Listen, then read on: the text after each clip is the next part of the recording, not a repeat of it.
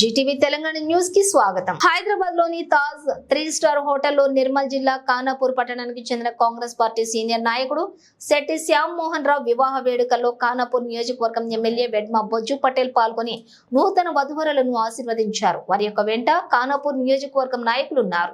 అలాగే టీజేఎస్ నిర్మల్ జిల్లా అధ్యక్షులు తిలక్ రావు కూడా మరియు Khanapur electronic media press club మాజీ అధ్యక్షులు సింగ్ రవి తదితర మిత్రులు వివాహ వేడుకల్లో పాల్గొన్నారు.